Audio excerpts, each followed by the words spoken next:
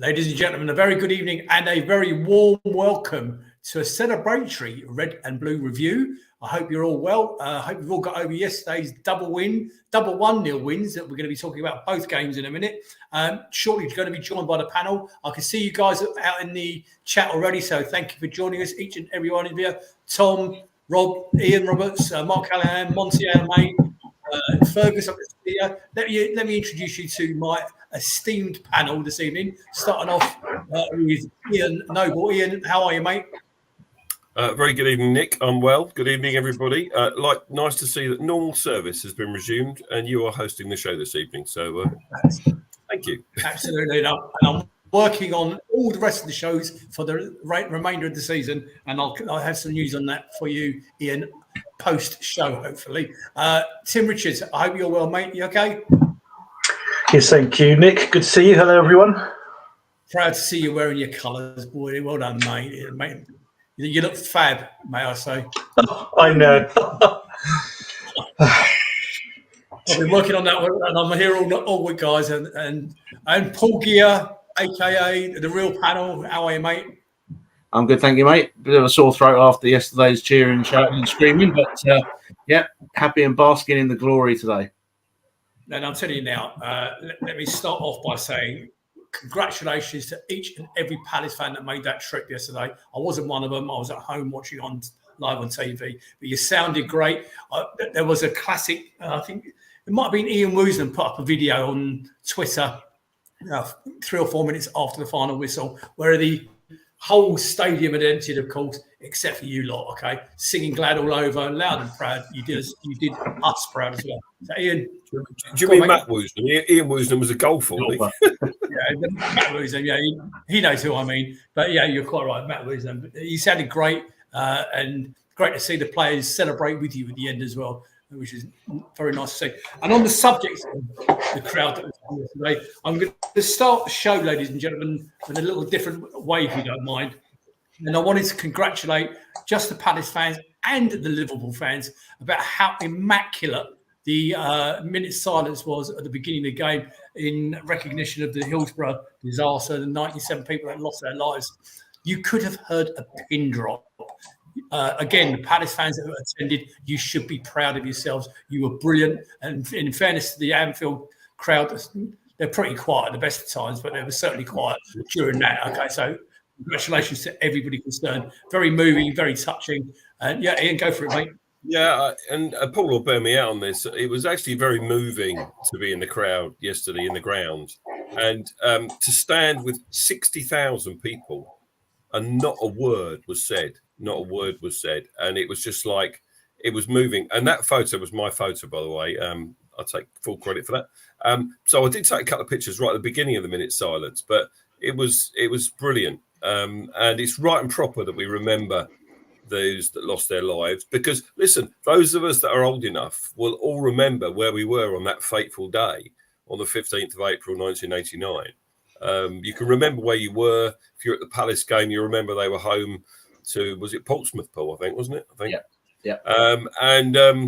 Yeah. Nobody should go to football and never come back, so it was the right thing to do. And there was, right at the end of the minute, there was some Liverpool fan that shouted out justice, which I thought was a bit unnecessary. But that's their prerogative, I suppose. It's their club and they feel strongly about it. But yeah, it's very moving to be in the ground. On that one, I'll throw out the first stat of the night, Nick. I was reading the match report on the Liverpool website today, and apparently, for everyone who was there, 60,090 was the attendance, which was the largest league attendance ever at Anfield. Oh.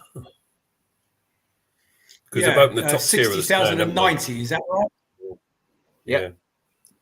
And it's quite impressive, Paul, isn't it? I saw that. The new ground, the new stand. They've done really well, actually. I mean, it's one of the most cramped away ends anyway for fans at half time, things like that. But they basically spread out to the road behind it now, and they've got a huge, great area. So it's it's a lot more welcoming place and a lot more nicer place to be in, to be honest. Yeah, I'm not sure about the queuing system, and they didn't need a queuing system. I had to walk miles just to go in. But, they've done a good job there, to be fair, Good stuff. Excellent. So I noticed on Twitter today that even the Liverpool fans were remarking on how respectful the Palace fans were during that minute silence as well. So really good, excellent stuff. Ladies and gentlemen, don't forget you can find us on YouTube. Go to your podcast provider on Apple or Spotify or whatever it is. Just highlight Red and Blue Review and it will download. If you can't watch the live show, it will download straight to your Apple provider or your podcast provider the very next morning. It always does on mine, and I always quite enjoy listening back to them. You can follow us on Instagram as well, red_and_blue_review. Get on a like, share, follow. Our Tom Clark Samuel does great work on there, so good luck to him. Thank you for all your hard work. Right, we're going to start off not at the Anfield game. We're going to actually start off at the BBS Stadium in Sutton, if you don't mind. Because I've got a bit of a moan, boys. I've got a little bit of a moan.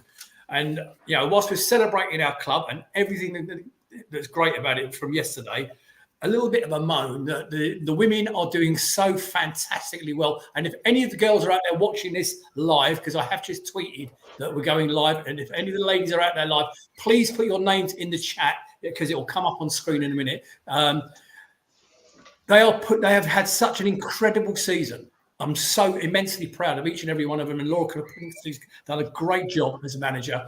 Yet yesterday, bearing in mind they had the opportunity and indeed did cover top position in the league. Okay, they are top in the division and to be celebrated. Yet it wasn't covered anywhere, even on the Palace app. Okay, I went in there to look up the lineup. It wasn't even covered. They've got a segment for men's, women's, under 21s, and all that sort of stuff. Okay, I went into the women's ones. Okay, and they hadn't even put the lineup up there at half time.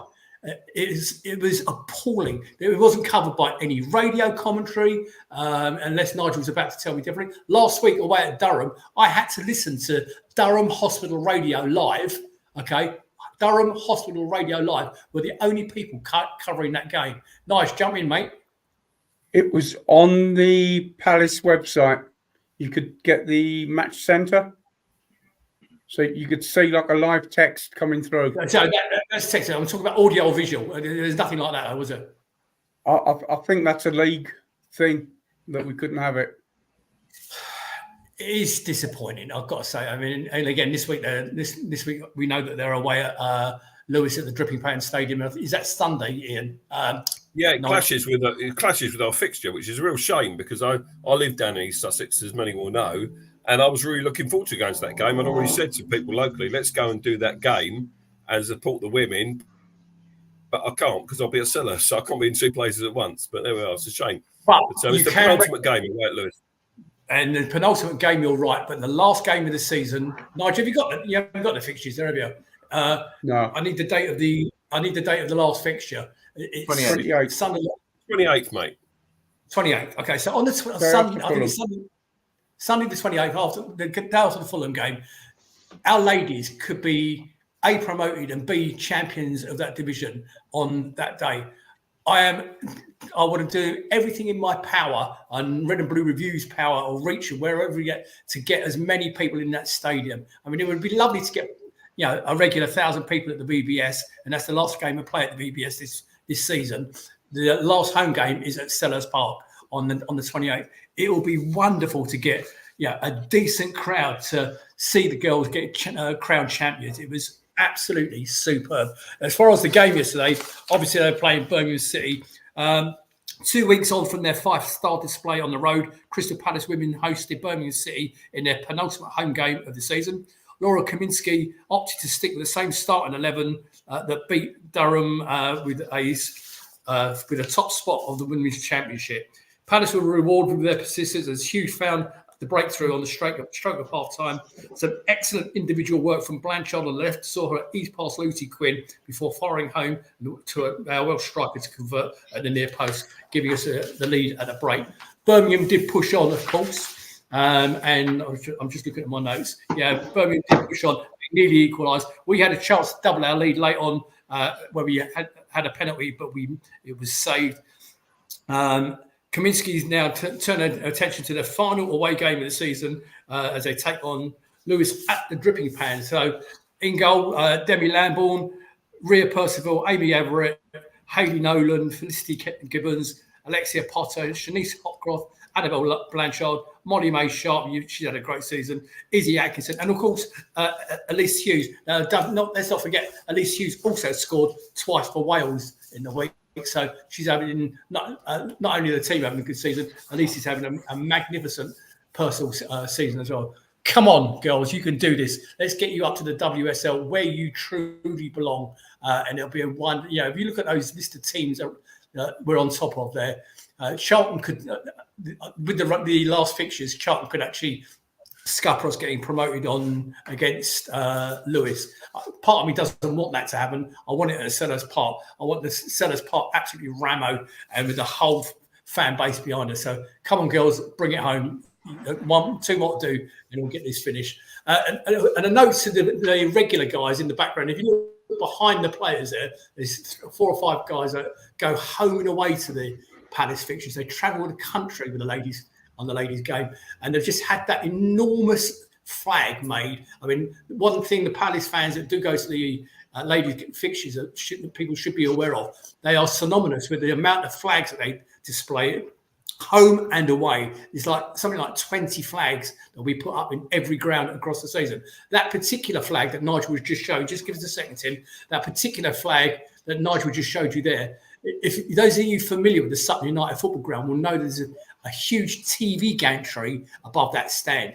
That thing is the width of the TV gantry, and fair play to Sutton United, who gave them absolute permission to have it made to size to fit that TV gantry. It's enormous. Yes, Tim? Yeah, I've been speaking to Phil, who's the rep for the ladies team. So we're hoping to get some of the players or a player to come on the show once their season's done. But Paul Bristow makes a very good point. It'd be good that the show after the Fulham game we do on a Monday, not the Sunday, because then that will be able to cover the ladies' game as well. So hopefully, potentially get one of the players to come on after that.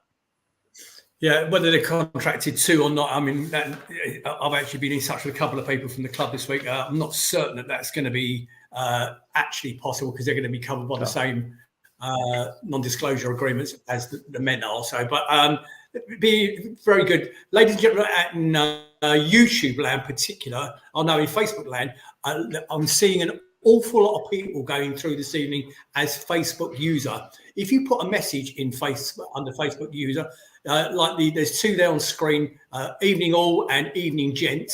Could you just type in your name next to it so I can see who it is? Because I can't see your name because it's coming up for Facebook user. Paul.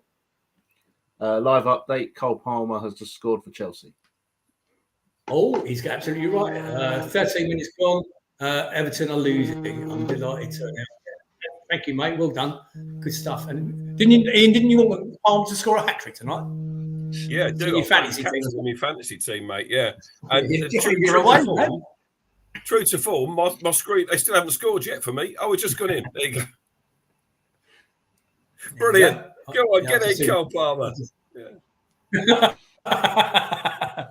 Yeah, as we know, ladies and gentlemen, he's down in Sussex, and we know they're about 3 years behind him down in East Sussex on that technology. So anyway, Nigel, let's kick off with the lineup from Anfield yesterday. If you be so kind, Teresa said somebody's got their phone on vibrate. Boys, if any of you got your phone on vibrate, please turn it off. And also talking about Teresa Baker out in Facebook land, YouTube land, pin your ears back, please. We are desperate for one match ticket for the Fulham away game for the wonderful NHS superstar that is Teresa Baker. If any of you got a spare ticket for that game, she has a ticket for the boat, but she doesn't have a match ticket. If anybody has a match ticket available, please contact me on all the socials or me personally, wherever. Just to let you know, I've come off Facebook, so you can't get hold of me on Facebook, but get hold of me and text me or whatever you can, and get a message to me somehow, and I can then pass it on to our Teresa. She works for the NHS. She's a sister at East Surrey Hospital, and she works tirelessly for her community. So please help me get her a ticket. There must be a match ticket for our lovely Teresa. We love her very much, and I know she's watching now. So the lineup. As you can see, Henderson in goal, Munoz, Klein, Anderson. Oh, my God. Are we going to be talking about Anderson? Lerma, Mitchell, Hughes. Are we going to be talking about young Walton? Elise, Eze and Mateta. Okay, so there is your lineup. Ian, I need to break off for a second. I need to go and get a glass of water while you talk to everybody about what happened during the game, if you'd be so kind. And before you do, Ian, Paul, give me a stat from yesterday, please. Okay, let's start with the start of the game. We went to the game. Obviously, no one was really that hopeful. And this particular stat didn't help. Apparently, well, it's true, it's not apparently, Jurgen Klopp has more Premier League victories over Crystal Palace than any other team. So that's what we were on the end of them going to face. They've beaten us 13 times. Oh, so not looking good. 13 times. I hope you got some better stats than that, mate. Jurgen Klopp and Liverpool. Yeah, Nick. Okay. Wow. There we go. 2 changes from the lineup that faced Manchester City. Of course, Nathaniel Klein came in for Joel Ward, and Michael Elise, starting his first game for some weeks, came in for Jordan Ayew. And that was good news, Paul. I think in the ground at 1 o'clock rather, when we got the team news through. Elise starting gives everyone a bit of a lift, doesn't it? Really? Yeah, we weren't sure on the way out whether he would start or not. I mean, there's a school of thought you want to save him for the next 3 games next week, and sort of just blood him back in. But any Crystal Palace team with Michael Elise is a big improvement. So yeah, when he was there, we were all good. It was a bit surprising to see Klein in the lineup as a centre back, and I think we sort of put that down to we think he was probably a little bit quicker. Obviously, Liverpool very pacey up front, so obviously he got the nod over Joel Ward because he's probably a little bit pacier. And, you know, we said he's probably one of the smallest centre-backs ever in the Premier League, but don't forget he's playing on the right of a 3, and it was a sort of quasi right-back centre-back role, really, wasn't it? You know, he didn't have a lot of defending to do up against big players like you would think a traditional centre-back would, you know. Yeah, and Liverpool aren't exactly known for lumping balls into the box. They play the ball on the floor, so you're not really after a big, tall lump of a centre-back for that particular attack. And we know they're dangerous down the left, Diaz and Robertson, you know, and we saw that. They did attack more down their left flank than their right flank, especially in the first half. And Munoz and Klein were doubling up some of the time on those players, and they needed to get a foot in, just to get that foot in and concede a corner, which happened quite a few times, of course. There's some of the stats going into the game. You know, we hadn't won in 5, or 5 games without a win, rather. 1 win in 9 and only 3 wins in 20. It didn't look great, did it, really? Didn't feel great, you know. Those of us that go regularly, you know, we were there at Bournemouth for a horrible Tuesday night the other week. You know, we just lost at home to Manchester City, which is what you'd expect. But we played all right last week. So, you know, you take that positive into this one. And it was a bit of a free hit because, you know, you don't expect to win up there, really, notwithstanding the fact that we'd lost 13 times against Jurgen Klopp's Liverpool. And it was, you know, even with Elise back, you know, the expectations weren't high. But listen, we started so brightly. Go on, 2-0. 2-0. Cole Palmer again. Oh, Cole, really? Palmer again. Fantastic. I don't mind being interrupted for that. That's amazing news. I have made a good decision in FPL for once. Oh, happy days. Right, so yeah, we started so brightly, didn't we? Played some really good football, and wasn't it just so refreshing that the boys on Match of the Day were so positive about it all? I can't believe you're just watching that. Oh, there we go. I'm watching it as well. There we are. It's all good. There it is, 2-0, and Everton are losing in that orange kit. It's a bit like your top, that Paul, that orange kit they're wearing. Bloody awful. Anyway, yeah. Early doors. We played some fantastic football. I'm trying to be serious about looking at the game yesterday, and it was brilliant, wasn't it? It was so refreshing, and of course it was all up the other end. We couldn't really see how good it was from the away end, but fantastic football. And you know, it all came together really, really quickly on 14 minutes when there was a move of 21 passes for Mitchell to cross from the left for Eze to score. Now, this was a bit of the afternoon I didn't particularly enjoy, believe it or not, personally. You can ask me, why didn't you enjoy Palace going 1-0 up after 14 minutes? Ian, why didn't you enjoy Palace going 1-0 up? Yeah, well, these glasses that I'm wearing, they came off in the crowd. Boom, boom, boom. And everyone's jumping up and down, hugging each other, going absolutely mental. There were limbs everywhere, and I lost my glasses. And I thought, oh my gosh, I'm not going to be able to see the rest of the game. I've got to drive home later. What am I going to do? And I must confess, I didn't hold up much hope for them, in as much as if they fell on the floor, they wouldn't have survived, because nobody would have said, oh, there's glasses. They were jumping up and down. Anyway, they balls back at the centre circle, and I'm still going, guys, I've lost my glasses. And by this time, Yasmin and one of a few others are going, they're also a bit concerned for me. And bloke in front, row in front, just a few along, he's holding them up in the air going, I've got your glasses. And apparently he caught them. He caught them when we scored. So thanks, mate. He had a retro 1990s tracksuit top on. I don't know what his name was, top bloke. And I kept thanking him. But that was the goal celebration. So I'm not going to forget that goal for a long, long time. And I feel a little bit cheated because I didn't really celebrate it as much as you did, Paul. Did you enjoy celebrating the goal, mate? Yeah. Well, any goal at Anfield, you go mad at, don't you? And to be honest, it was a great goal, as I say. We were playing the ball around, keeping it away from them. And Eze just had a world of space, didn't he? I quite like watching the TV coverage because we score the goal and it cuts to Jurgen Klopp and you can see him mouthing "wow." I personally choose to think he was complimenting our play, but he was moaning about the fact that Eze had so much space in the box. But it's nice to see. Nice to see, even if he doesn't mean it, Jurgen Klopp going "wow" to one of our goals. Exactly. And how did you celebrate, Tim? But I was in shock, really. It was so easy. I mean, it's great to see on so many fronts. It's great to see Mitchell being more confident to go up, and actually, what a pass, what a run, and what a pass from Mitchell. He looked up, it was quality, and it was such an easy goal. I mean, how many times do you see goals like that scored at Liverpool? Again, we say it, if that was City, Haaland, they'd still be going on about it. Well, we are going on about it, Nick. Okay, just from the chat, please. Evening, Mr. Ellicott. I hope you're well, ladies and gentlemen. John Ellicott's joined us. Great to have you back with us, buddy. Don't forget, he is one of the originators of Red and Blue News, okay? And this show actually wouldn't exist without Lord Ellicott out there. Love to your family, mate. Can I mention the collection on Sunday at Sellers Park for Charlie Ellicott Fund? All monies are going to the Young Lives versus Cancer. Bucket collectors will be around the ground on Sunday. Please chuck in a fiver for us. Okay, I will be there myself, John, and hopefully I'll catch up with you then. And it will be superb to see you, mate, as it was a couple of weeks ago. As I say, love to your family. Ladies and gentlemen, please give generously to the Charlie Ellicott Fund.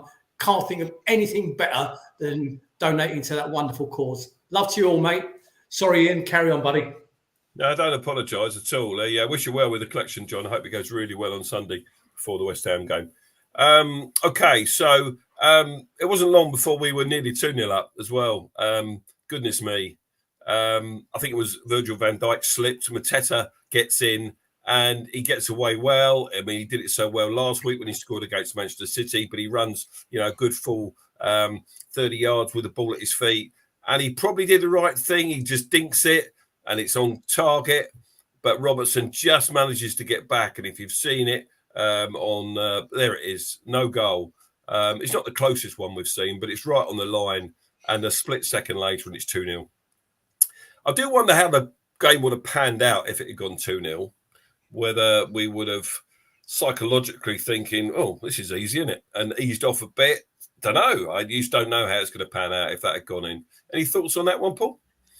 I was actually discussing this with my dad earlier, actually, because as we were saying, 2-0 is obviously a very dangerous scoreline.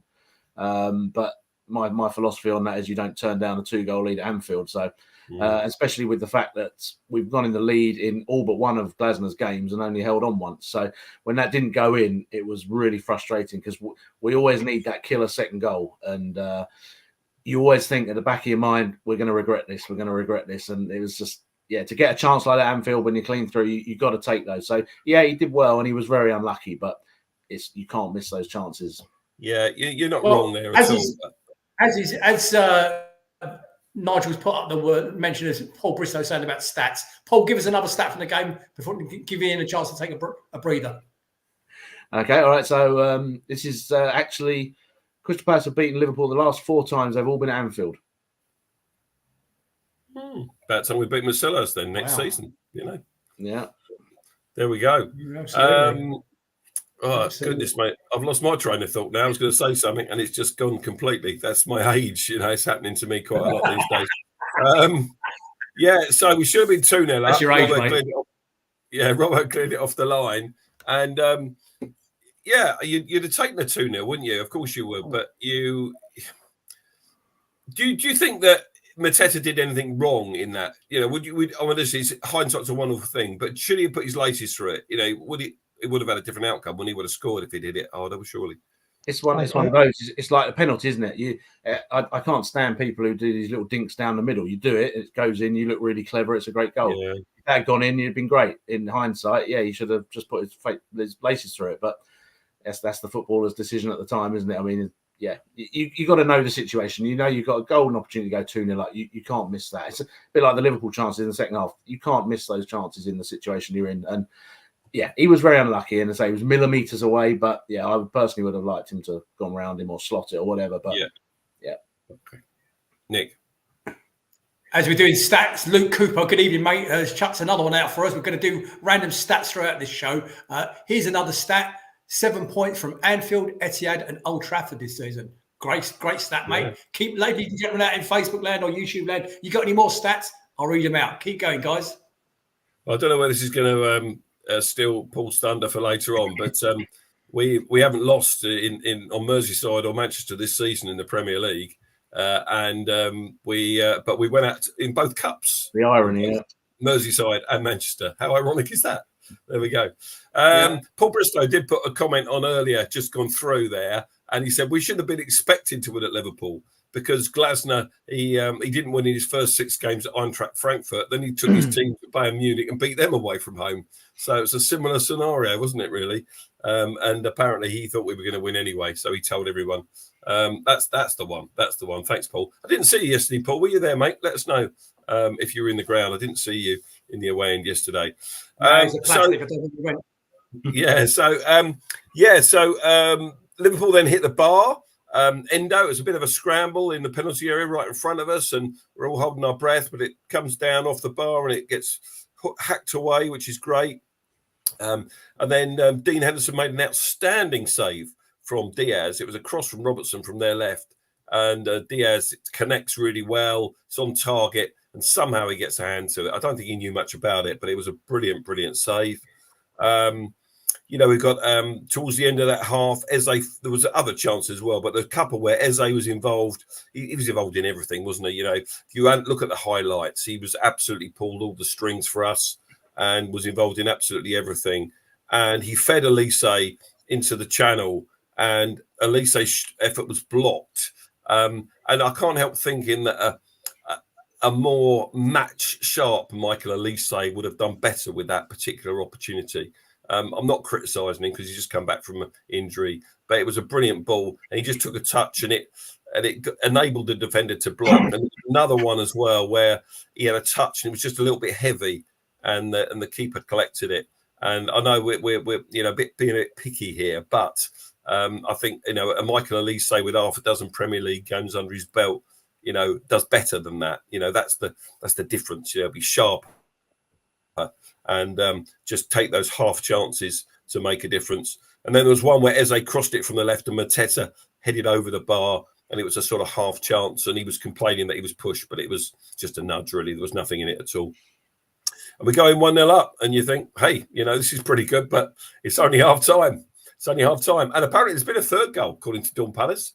Has Palmer got it again? Yes. No. Show me a look now. It looks like he has. Joking. He has. Can you believe that? I think he has. He really has. That is unbelievable. That's the first half hat trick in 28 minutes. 28-minute hat trick. So Pickford's got the ball. Boy, Everton. Crap ball over to Pickford, who just swings it straight over the top of him into the back of the net. Jordan Pickford. Hilarious, isn't it? And he's supposed to be that's the England goalkeeper. And that is a disgrace. Supposed to be England's number one. That's unbelievable. Absolute disgrace. How happy is he, Pickford? He's kicked the ball away. Well taken, young man. Dear, oh dear. Well taken, anyway, we should remember this pod, not only because we're looking back on beating Liverpool, but the other half of Merseyside are getting absolute trouncing in London tonight as well. But there we go. 1-0 half time. Yeah, quite enjoyed the half time break. Actually, I read a bit of the programme, and it was all good. Hendo for England, says Mark Callahan. there weren't many of us saying that about 4 weeks ago, were we? It really weren't. And I've said this before. Where are all the Hendo haters now? Yeah, I've said this before when we were talking about positives at this football club, is that we've got two quality England goalkeepers vying for our number one spot. And, you know, Henderson's taken his chance because Sam Johnson got injured. Previously, Sam Johnson took his chance because Henderson got injured. And they've both come in and done a job. And, you know, it's very hard to, you know, you could analyse the qualities they've got, but they're both brilliant goalkeepers. We're fortunate to have them both. Having said that, I can't see us keeping both of them long term. You know, because neither the second choice won't be happy, will they? You know, you can't be second choice at Crystal Palace, or can you? And be happy with your lot. I don't know. Maybe we can come back to that point a little bit later on. Into the second half, Henderson back into action straight away. There was a point blank save from Darwin Núñez. It really was. It would have been harder to miss, arguably, but he hits it at him. But it was a brilliant stop, and it was nice to see Shay Given, you know, part of the goalkeepers union, of course, bigging him up on Match of the Day for his save there, and numerous, or in fact, every single Palace defender and defensive player was putting blocks in and putting their bodies on the line time after time after time. Klein blocked Jota, and Tariq Mitchell right at the end blocked Salah, didn't he? You know, and they all got involved in this, and it was absolutely fantastic. When Jordan Ayew came on, what he did for us, he bought us a bit of time, I thought. He was able to hold the ball up and draw the customary fouls that we to see him. You know, he just does. He's got a knack, hasn't he, of winning free kicks, which is lovely to see. I don't think opposition fans particularly enjoy it when he does that, but he won a few free kicks, and he won one where Eze puts it into the box, and Anderson gets his head on it, really too easily, I think, heads it down, and Mateta, second big chance that he probably should have put away, but it was a bit like Henderson says Alisson did ever so well, made himself big and blocks it just 2-3 yards out. And yeah, you can't really argue with that. If it had been more critical, you want him to score those, really. What are your thoughts, lads? Would you criticise Mateta for missing that chance? I don't think so. I mean, when it came across, the keeper's literally right in front of him and he's about 2 yards out. So yes, you'd like to think he would have scored, but it was on target. It was a good connection, and the keeper was just in. It's a bit like with Henderson, with Núñez. He was just in the right place, and he managed to get something on it. Sure, Nick. Yeah, I'll very, very quickly answer that. Yeah, 1-0, you're looking for a second goal for a bit of comfort, of course.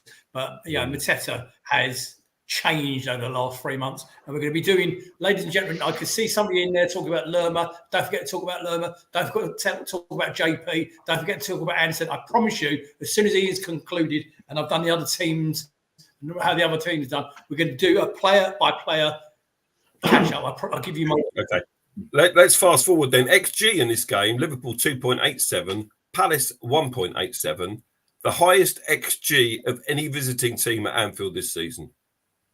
Let that sink in, everybody. That's quite something. Yeah, unbelievable, really. So, you know, bodies on the line, as I said, save after save after save. Towards the end, in stoppage time, Jefferson Lerma sort of seemed to pull up, held his hamstring, but he seemed all right walking off the pitch afterwards. So fingers crossed that he's all right, because he's turning into a fantastic baller at the back, isn't he? He's played there out of necessity because of our injury crisis. But aside from the first game, when I think he looked a bit uncomfortable at times at Forest, it was Forest, I think he played there first. Was it, Paul? Correct me if I'm wrong. No, it was Richards played at Forest, didn't he? So did he? Yes, it was the game after that, which was the Bournemouth game then, yeah. Yeah, he looked a bit uncomfortable in that game at times, but I thought he played really well against City, and I thought he played really well at Anfield. And it just looks like he's a natural in that position because his tackling's brilliant, first class, distribution clearly as a midfielder is better as you would expect, and he looked really comfy there. So maybe he's going to turn into a, you know, part of that defensive three long term. We shall see, of course. 7 minutes of stoppage time. it's always going to be more than 5, isn't it? And it was like the Alamo. And one of the good things from the away end, I don't know if anyone else watching in the chat was there and would agree with this, but I'm glad it was up the other end because I couldn't see how close things were. I turned to Yasmin. I said, "This is my heart. I can't cope with this. I don't know if I can watch anymore." Whereas if it's up our end, you can see all the mistakes. You can see how close it is, and it's a little bit of a harder watch. And right at the end, of course, well, before the end, a lot of Liverpool fans leaving early. Not quite as many as at the Arsenal, but quite a lot of them left early, and then the ground emptied quite quickly. But Palace fans stayed behind good 10 minutes after the final whistle, and you've seen some of the footage if you weren't there of the "We love you" and the players, applauding the fans, and it was the right thing to do. And Paul, your picture of Anderson standing alone was first class. On our Twitter, we've got a good number, 100 likes or something on that particular tweet, which is fantastic. So all good. So all in all, brilliant day at the office. A great away day, and it makes it all worthwhile. We travel length and breadth of the country week in, week out watching this team, and we've had some rotten away days, but yesterday wasn't one of them. Nick, somebody else took through the stats. There you go. We commented at the game how many corners they had. Andy Robertson was bending them all in. We had the one. Obviously, they had 11 corners. Apparently, they had over 50 crosses. I'm not sure what the stats class as a cross, but I don't seem to remember that. But no, they had over 50 crosses. I suppose that's a Trent Alexander and Robertson just swinging balls over to each other. But yeah, most teams going to Anfield will only have the less possession. 30% is about right. And yeah, if you're going to win at Anfield, you're going to need to ride your luck, and you're going to need most of your players to be 9 out of 10. And fortunately, that's what we had. And we got the benefit. We got just the first league defeat of the season at Anfield for Liverpool. It's their first home defeat since October 2022. And I think another stat we've got to put up, since Jurgen Klopp has been at Liverpool, they've lost 12 Premier League home games, and Crystal Palace have won 3 of them. No other team has won more than 1 at Anfield in all his time there. So that's quite an impressive stat in itself. Yeah. Absolutely. Thanks, Paul. Yeah. Brilliant. Right. I'm going to move on before we do a player-by-player review, because I think yesterday's performance deserves it, and we will do. Okay. We're going to look at the other teams. Under 21s, they played on Monday. They played Everton and drew 0-0 at home, and that was in the Premier League 2. Then they played Chelsea on Friday in Premier League Division 1, and that was a 2-2 draw. The under 18s were away at Southampton and ran out credible 3-0 winners. That was in the under 18s Premier League. And the women, as we already know and we've already discussed, fantastic result for Birmingham to go top of the league. The lone watch, David Boateng came off the bench for Dundee at half-time, while Killian Phillips stayed on the bench for Aberdeen in a 0-0 draw between the two clubs. Owen Goodman was on the bench for Colchester United, who won 3-2 away at Crawley. Kofi Balmer and John Kamani Gordon played the full 90 minutes for Wimbledon in a 3-2 defeat away at Swindon Town. I always struggle with his name. Ademola Adebomi was not part of the squad for Burton Albion, who won 2-1 at Stevenage. And Taya Ademola played 81 minutes, and Malcolm Ebiobi was not part of the squad for John Texas RWD Molenbeek, who won 3-1 against European, whoever they are, in a relegation league. In the relegation league, doesn't make sense. Luke Plange came off the bench and at the start of the second half for HJK Helsinki, who beat Lahiti 4-0 on Thursday. So that catches up that. Right, boys, from the back. Okay, we're going to go through very quickly. Just stick your hands up if you want to discuss. Okay, I looked at the player reviews in. I've got the Daily Mail in my hands. Okay, but I looked at it on Sky, BBC Sport, and just looked at the different player ratings. I looked at the Liverpool ratings, and most of them were, as I think it's fair to say, poor. I'm just going to touch on. We're going to kick off first of all in goal. Dean Henderson. They said it was a magnificent afternoon, best encapsulated by an incredible point-blank save to thwart Nunes. Tim, any thoughts on Henderson's performance and what we've got there? £20 million. I thought he was probably his best performance for us. He looked comfortable. He looked confident. he flapped at a couple of punches, maybe, and his distribution probably still needs a bit of work. But the way he was marshalling the defence, the way you could see him talking, his confidence. No, I thought it was his best performance. That's the word. That's the word, confidence. I said on this on the pod a few weeks ago. There's a good keeper in there. He is a good goalkeeper. He was a bit unfortunate in his first spell. He was in a Roy Hodgson team that was capitulating to every corner that came in. He was playing behind a defence that didn't have any confidence. So it's bound to knock him. And he put in some poor performances, I think, on the basis of that. But he's got a manager now, like most of the players. He seems to be talking them up. He's getting them fitter, confident, and that makes him play better. And yesterday he showed that. He stood up when he needed to. He made crucial saves, as I say, long may it continue, really. And as Graham Daniels quite rightly points out, it's his first clean sheet for us. Okay, Nathaniel Klein playing on the right-hand side of the three. Very unusual. He said he'd never played there before. And the Mail said back at one of his former clubs, back with a performance that showed why defending has always been so natural for him, and gave him an 8. Ian, how did that get on? Yeah, it was fantastic. And I think maybe the fact it was Liverpool motivated him, maybe that just a little bit more. Because it was his big move, wasn't it? He left us to join Southampton, and they paid a lot of money for him. I can't remember how much, but back in the day, it was probably quite a lot of money. He made a name for himself. I think he's got 13 England caps. Someone else correct me if I'm wrong with that one. But he's been capped for his country, and I thought he played very, very well. And he did. But to come into the side when you haven't played a lot of football, a place like Anfield, at that kind of tempo, and do as well as he did, outstanding. Yeah, couldn't agree more. Now we're going to come on to one of the big ones. Joachim Andersen. The guy was imperious. Ian, you and I had a brief conversation on the phone earlier on, and you used the word leader. And I think if I was to encapsulate it, that would cover it. I think it's just outstanding. He was booked late on, but that didn't block his day's work. He worked diligently and kept Salah at arm's length. But they only rated him 7. Tim, is 7 fair? No, not at all. I think what you saw yesterday in Anderson's performance is he's aware that a lot of his performances this season haven't been up to the standard that they may have been in the last season or the season before. And I think he made a statement yesterday. I think he, metaphorically held his hand up. And yesterday was a performance that you'd want to see from him. I thought he was outstanding yesterday. Boys, want to add anything to that? No, I mean, he clearly enjoyed the performance after the game. It's quite clear. He's obviously still got in the back of his mind. He's had a couple of run-ins with our fans in away games, but he came up to all the players left the pitch. He stayed on there for a good 2 minutes, just standing there with his hands on his hips, looking like some sort of Superman. Before getting clapped off and us singing his name off and everything. So he really enjoyed that, and he deserved it because, as I say, he was immense. Yeah, hang on. Ian, before I come to you, mate, I need to correct something that I've just done. I've just read out Jefferson Lerma's. Anderson didn't get booked late on. Okay, it was Lerma that got booked late on.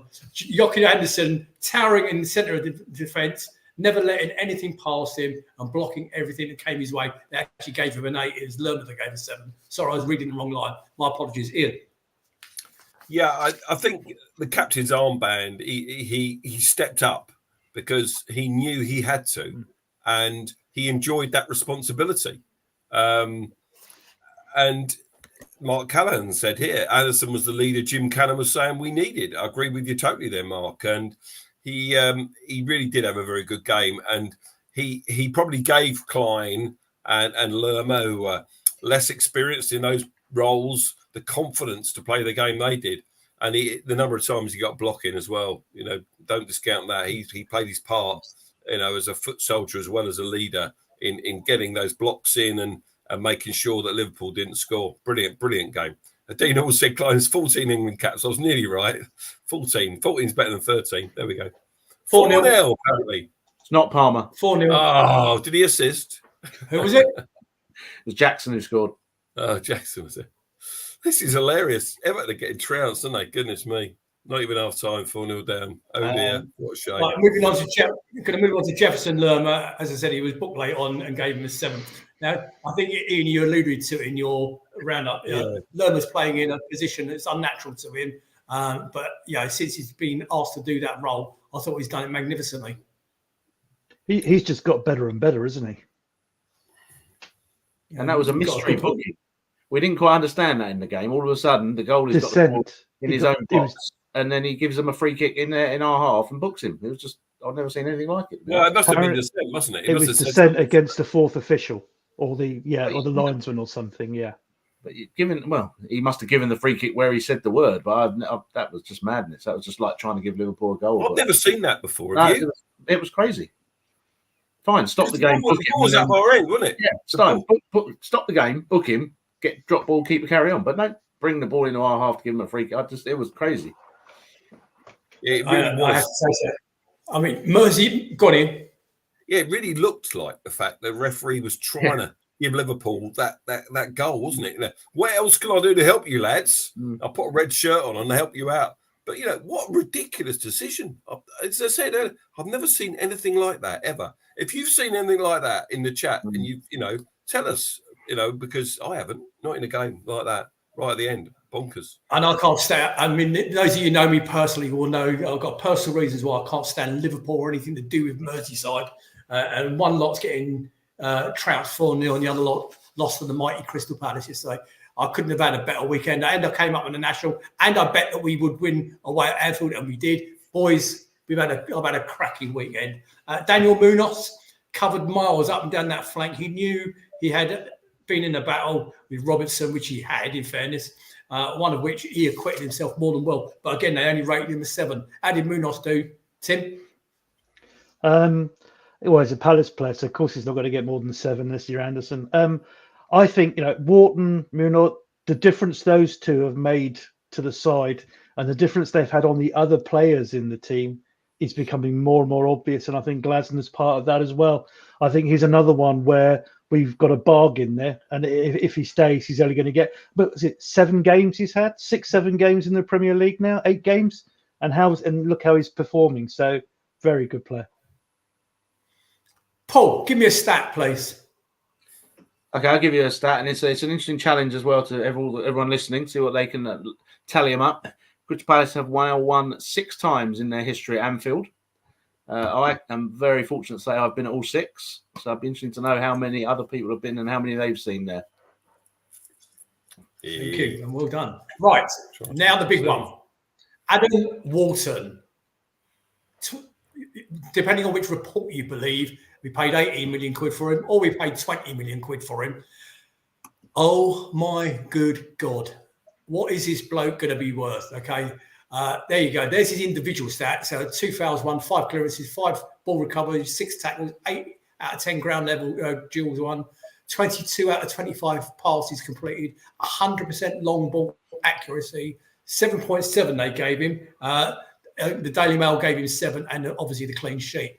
What are we unearthed here? And everybody that's watching this, listening to this on the podcast, everybody knows my thoughts on Dougie Freeman and Bolton and all the rest of it. You know that. I've done it. I've covered it a million times. But he has unearthed a real diamond here. Ian, eulogise if you'd be so kind. Yeah, he looks a real baller, doesn't he? Fantastic. And he's so good. He finds passes, he goes forward at every opportunity. He gets the tackles in, plays in front of the back 5, back 3, whatever you like, and protects them. And he looks fantastic. And it'll be really interesting to see how we fit him in with Decore as well in that sort of defensive midfield role, whether we need both or whether they develop Adam Wharton into something else, a 10 or something like that. But he is very, very good. And he's still so young. And it's very early days for him. Dawn Palace is a new Jeff Thomas in the making. Yeah, he looks a bit like young Jeff Thomas. He reminds me a little bit of Jeff Thomas on the ball. Superb. Yeah, there's no, you lose that. You lose the words. You can't describe them, because there's so many good things you can say about the guy. He's fantastic. But it's early days still. So let's hope he stays fit, keeps his feet on the ground, and has a great career at Crystal Palace. It is early days, as you're quite rightly saying. And Paul, I was going to come to you about Dawn's message there. He said, a young Jeff Thomas, and you're old enough to remember Jeff Thomas, of course. Oh, yeah. Would you agree? Yeah, well, he's up and down, box to box, and he's not just that type of player, as Ian says. He's got an eye for a pass. I mean, he played a lovely through ball to Eze up at Forest, which we nearly scored from. So he's starting to be the complete midfield player. He will offer every option in there. And I think the thing that sums his game up yesterday was he looked the best midfielder on the pitch. He's playing Liverpool, who are obviously an outstanding team and have got great players.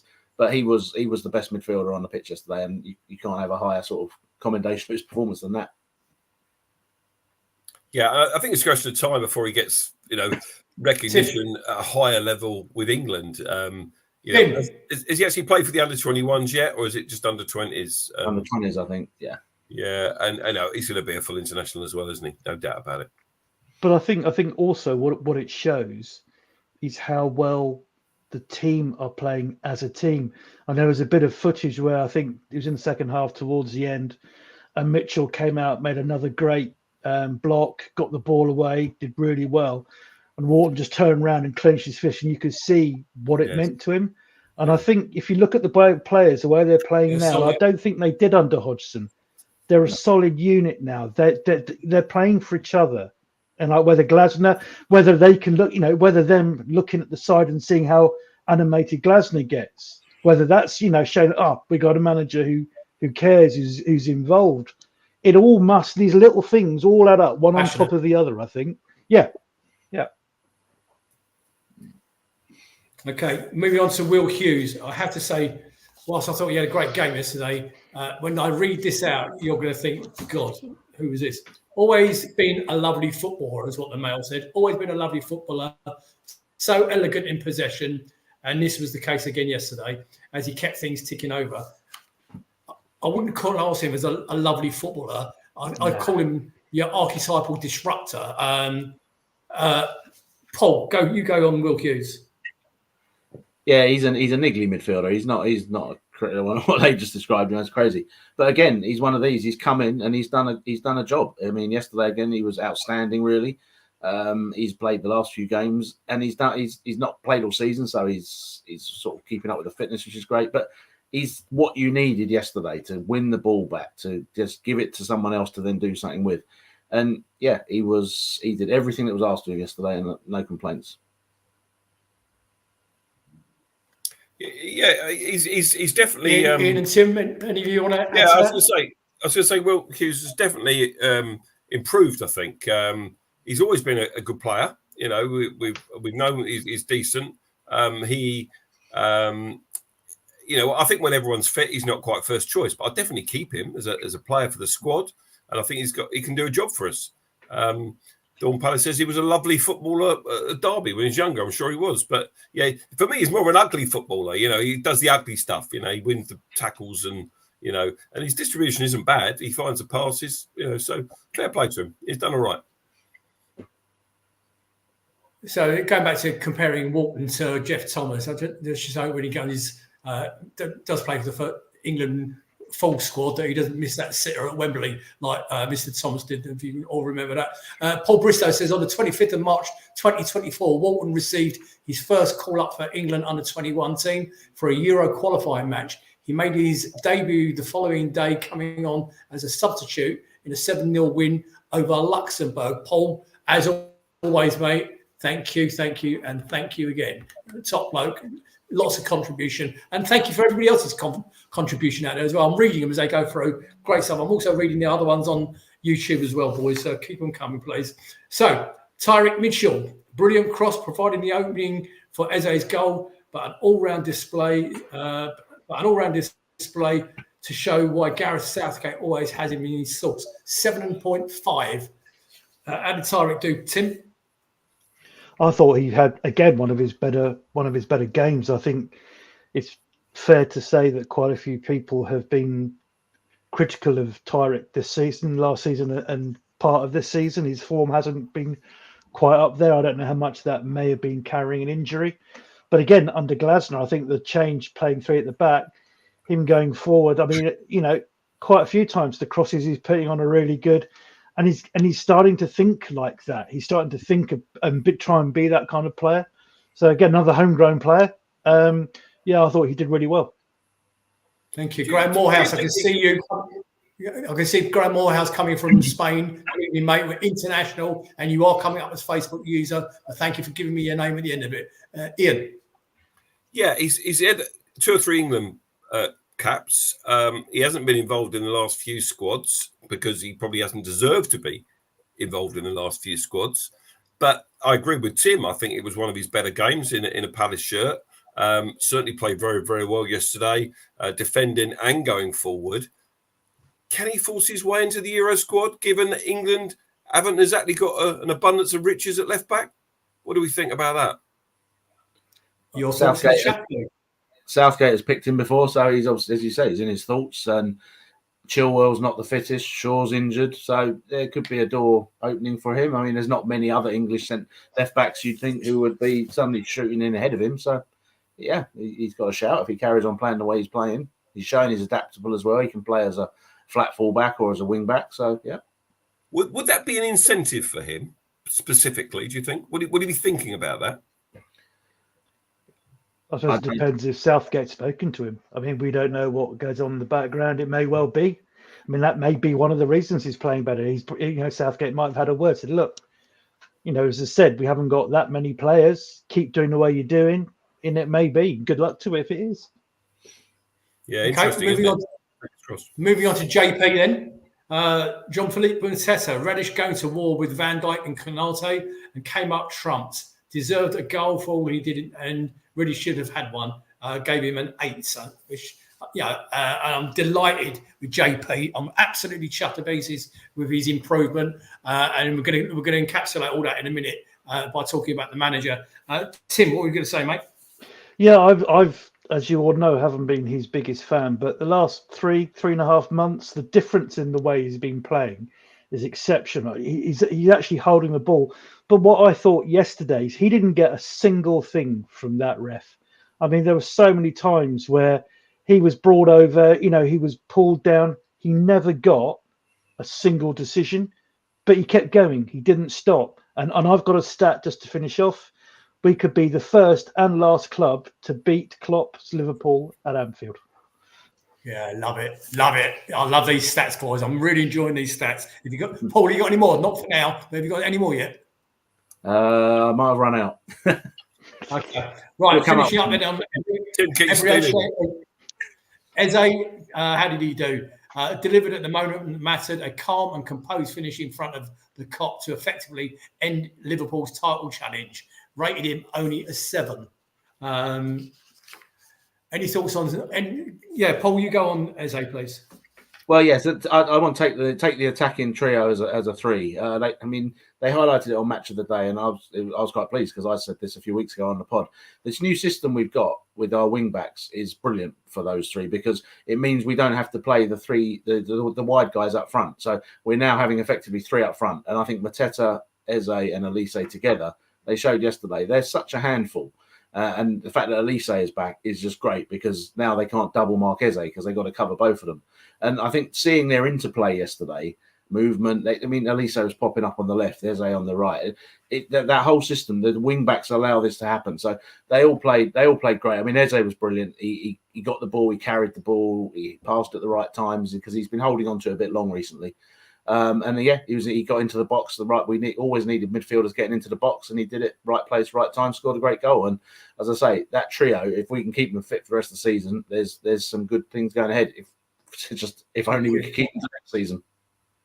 Tim, yeah, the thing that pleased me the most yesterday, and I think it stems from Wharton, to be fair, is again the press. We pressed in banks. It wasn't just one player or maybe 2 players pressing.